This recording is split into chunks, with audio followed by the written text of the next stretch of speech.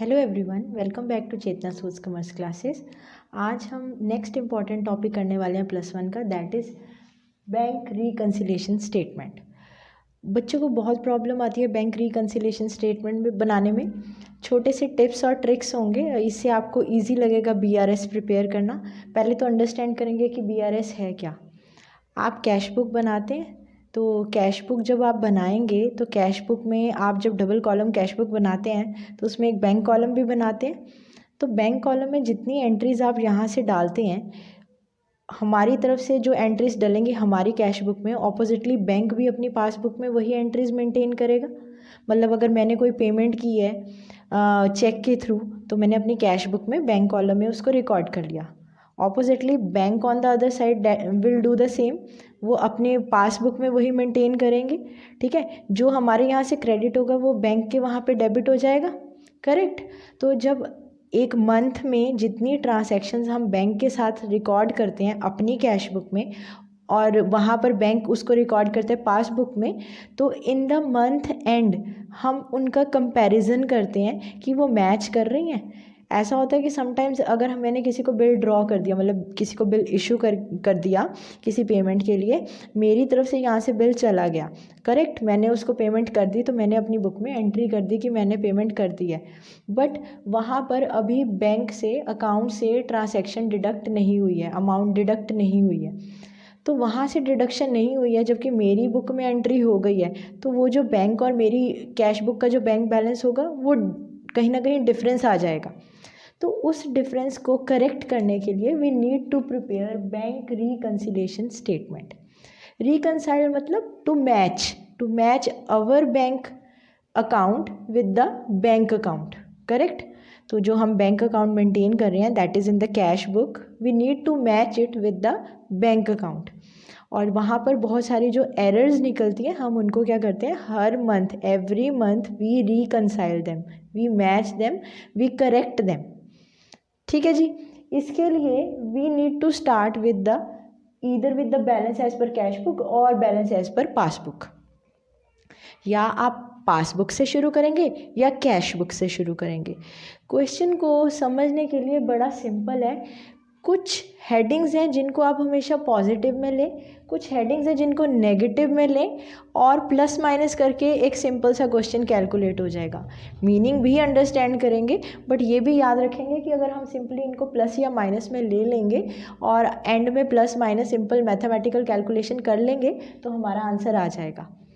तो हम इसको अंडरस्टैंड करते हैं कि हमें कौन सी आइटम्स को पहले पॉजिटिव में लेना है हमेशा। आप बुक का सिस्टम छोड़ दें, अगर आप इसको फॉलो करेंगे तो आपका आंसर डेफिनेटली निकलेगा। आप हमेशा इन आइटम्स को अगर पॉजिटिव में लें तो आप किनको लेंगे, balance as per cash book. जो भी आपको balance as per cash book दिया होगा उसको पॉजिटिव में लें, debit balance as per cash book को भी पॉजिटिव में लें, पॉजिटिव और favourable balance as per cash book, ये सभी पॉजिटिव आइटम्स हैं। इसी के साथ oppositely overdraft as per passbook, इसको भी अगर आप पॉजिटिव में लेके देखेंगे तो आप आंसर वाइज करेक्ट जाएंगे। Unfavourable balance as per passbook, positive balance as per passbook, इन सबको, यानी कि जो आपने बिगनिंग करनी है ना क्वेश्चन में, very first line of the question जो आपको दी होगी, ये वाले जो पर्टिकुलर बैलेंसेस जो आपको दिए होंगे हमेशा इनको पॉजिटिव साइड में रखें। और नेगेटिव में क्या रखें, credit balance as per cash book, opposite वाले, अगर यहाँ पे डेबिट बैलेंस था तो यहाँ पर क्रेडिट वाला माइनस में, overdraft as per cash book. हाँ जी, ओवरड्राफ्ट कैश बुक का नेगेटिव में लें, ठीक है ना, क्योंकि उसका पॉजिटिव बैलेंस वहाँ से स्टार्ट हो रहा है, तो एज पर कैश बुक इसका ओवरड्राफ्ट नेगेटिव में ले। अगर इसका फेवरेबल प्लस में जाता है तो इसका अनफेवरेबल माइनस में ले, नेगेटिव बैलेंस माइनस में ले। इसी तरह से favourable balance as per passbook negative से स्टार्ट होगा और negative balance as per passbook तो नेगेटिव से ही स्टार्ट होगा। तो ये जो बिगनिंग की लाइन वाली किसी भी क्वेश्चन की जो फर्स्ट स्टेटमेंट्स होंगी, ये वो स्टेटमेंट्स हैं, इनको आप पॉजिटिव में ही कंसीडर करें और इनको हमेशा नेगेटिव में ही कंसीडर करें। तो क्वेश्चन की बिगनिंग इनमें से किसी एक लाइन के साथ होगी। और माइंड में रखें, if we are starting a question with the cash book balance then answer will come as per passbook, and if we are starting a question with passbook balance then answer will come as per cash book. Very simple. तो these are some positive, these are some negative, इनको हमेशा इसी consideration में रखें। Format क्या रहेगा, आप एक सीरियल नंबर लिखेंगे, पर्टिकुलर लिखेंगे, कुछ पॉजिटिव आइटम्स और कुछ नेगेटिव आइटम्स। पॉजिटिव का इन द एंड टोटल करें, नेगेटिव का टोटल करें, पॉजिटिव में से नेगेटिव को डिडक्ट कर दें, you will get your answer. Very simple. अब इसको अंडरस्टैंड करते हैं कि ये तो बिगनिंग लाइन हो गई। अब विद इन द क्वेश्चन बहुत सारी जो एडजस्टमेंट्स आएंगी जिनको रिकंसाइल करना ज़रूरी होगा, उनको कैसे लेंगे, उनका भी एक सेट पैटर्न ही रखें। हर क्वेश्चन के लिए एक सेट पैटर्न रहेगा तो BRS का क्वेश्चन बहुत इजीली निकल जाएगा। आप कंसीडर करें कुछ पॉजिटिव आइटम्स, कुछ नेगेटिव आइटम्स। आपको बुक्स में बहुत बहुत डिटेल्स मिलेंगी, बट अगर आप इनको कट शॉर्ट और ईजी करके चलेंगे तो आपका BRS का क्वेश्चन कभी गलत नहीं होगा। फर्स्ट देखते हैं, cheque issued drawn passed but not yet presented for payment. Cheque issue drawn passed but not yet presented for payment. तो आप कोई बिल इशू कर रहे हैं, लगा रहे हैं, ठीक है, एक चेक इशू कर रहे हैं, उसको लगा रहे हैं, बट वो अभी तक पेमेंट के लिए बैंक में प्रेजेंट हुआ ही नहीं है। तो ऐसे किसी भी चेक को आप प्लस करेंगे। और इसको याद कैसे रखेंगे, not presented, I emphasise on the word not. जितने नहीं प्रेजेंट हुए हैं वही सिर्फ पॉजिटिव में जाएंगे during the month in which you are making reconciliation statement. एक एग्जाम्पल कंसीडर करते हैं, सपोज मार्च का एग्जाम्पल लेते हैं, we are preparing BRS for March. Cheque of ₹10,000 were issued in the month of March, 4,000 were presented in the month of April. I again say 4,000 were presented in the month of April. That means these 4,000 were not presented in the month of March. तो हमें यहाँ वाले कौन से लेने, not वाले, तो मैं सिर्फ कौन से लूँगी, 4,000. I again say out of check of ₹10,000 in the month of March, only 4,000 were presented in the month of March.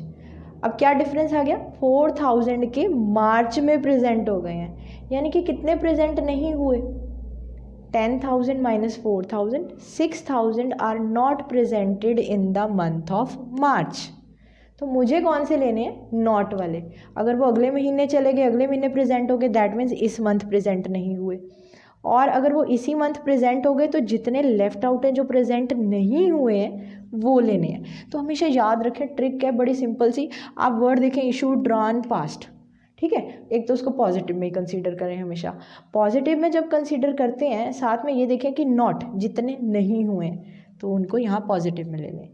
Secondly, जितनी क्रेडिट आइटम्स आ जाए, जितनी क्रेडिट आइटम्स आएंगी क्वेश्चन में वर्ड क्रेडिट कहीं ना कहीं एक लाइन में वर्ड क्रेडिट मेंशन्ड होगा। ये बड़ा सिंपल सा ट्रिक है, आप देखें क्रेडिट है, ओके, दैट मीन्स आप कहीं ना कहीं फॉरगेट कर रहे हैं, आप भूल रहे हैं उनको प्लस करना, करेक्ट। तो जितना आपने उसको क्रेडिट नहीं दिया, जितना प्लस नहीं किया, irrespective of any cash book और पासबुक बैलेंस, आप उनको प्लस कर दें।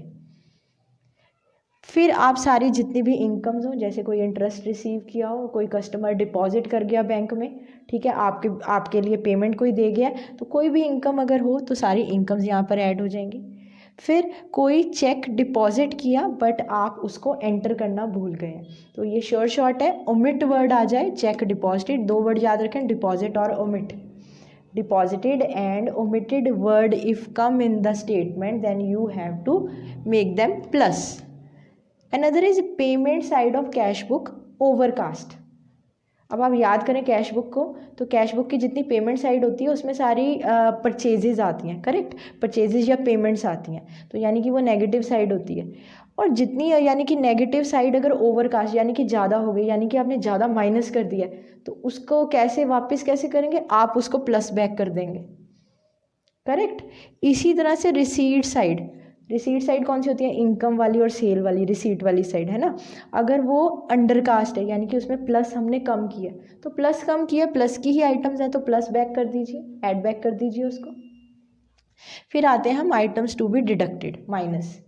जैसे यहाँ cheque issued drawn passed not yet presented plus हुआ, इसी तरह से लर्न करना चाहिए इसको, cheque deposited sent lodged paid but not collected.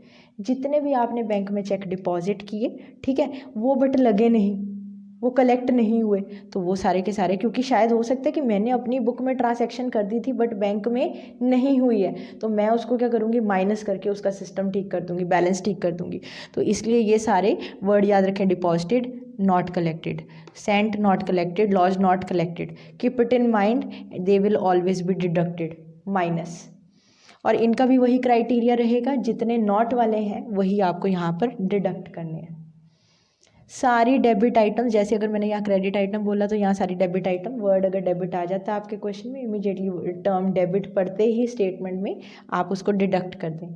जितने भी कोई एक्सपेंसेस लॉसेज हो, जैसे कोई बैंक चार्जेस, कोई इंटरेस्ट पेड, तो कुछ भी ऐसा आए आप उसको डिडक्ट कर दें। जैसे वहाँ पर डिपॉजिटेड बट ओमिटेड आया था पॉजिटिव में, ऐसे ही ऑपोजिटली यहाँ पर cheque issue drawn but omitted आ जाए तो आप उसको माइनस कर देंगे। फिर बचे डिसऑनर ऑफ चेक। कोई भी चेक डिसऑनर होगा, डिसऑनर मतलब वो वापस आ चुका है चेक, तो यानी कि जब उसकी पेमेंट आई ही नहीं है तो उसको, क्योंकि मे बी आपने प्लस में लिख लिया था उसको, क्योंकि आपने रिसीविंग कर ली थी उसकी, तो आप उसको माइनस बैक कर देंगे, डिसऑनर ऑफ चेक। तो डिसऑनर टर्म पढ़ते ही उसको माइनस कर दें।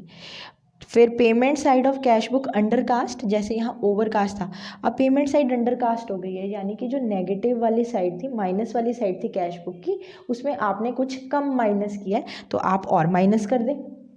और इसी तरह से अगर रिसीट साइड, यानी कि जो प्लस साइड है वो ओवर कास्ट हो गई है, तो आप क्या करें, अब प्लस ज़्यादा हो चुका है, ऐड आइटम्स ज़्यादा हो चुकी हैं, तो आप उसको माइनस कर दें। तो ये कुछ प्लस आइटम्स हैं, ये कुछ माइनस आइटम्स हैं। हर क्वेश्चन के लिए इनको मत चेंज करें, अगर चेंज करें तो इनका बैलेंस चेंज करें। जब आप क्लास में अंडरस्टैंड करते हैं तो वो हर बारी इनका बैलेंस सेम रखते हैं और इनके बैलेंसेस चेंज करवा देते हैं, जिससे बच्चों को कन्फ्यूजन होती है। अकॉर्डिंग टू मी आप ये फर्स्ट लाइंस को चेंज करें, सिर्फ इनके बैलेंसेस चेंज करें और इनको डिट्टो रखें, तो आपको ना तो कभी कन्फ्यूजन होगी और BRS का क्वेश्चन भी इजीली हो जाएगा। आंसर हमेशा करेक्ट आएगा। एज़ पर कैश बुक शुरू करें तो पासबुक आंसर आएगा, एज़ पर पासबुक शुरू करेंगे तो कैश बुक में आंसर आएगा। बट याद क्या रखना है, यही प्लस, यही माइनस, यही प्लस और यही माइनस। अगर इनको इनके सिस्टम से डालेंगे, और इनका लॉजिक भी है, अनलॉजिकली नहीं है कुछ भी, तो अगर इनको लॉजिकली आप सब कुछ ऐसे पुट करना समझ जाते हैं तो आपका BRS का क्वेश्चन श्योर ठीक होने वाला है +1 में। अगर आपको BRS का लेक्चर अच्छा लगे तो प्लीज़ लाइक, शेयर और सब्सक्राइब करना ना भूलें। Thanks for watching Chetna Sood's commerce classes.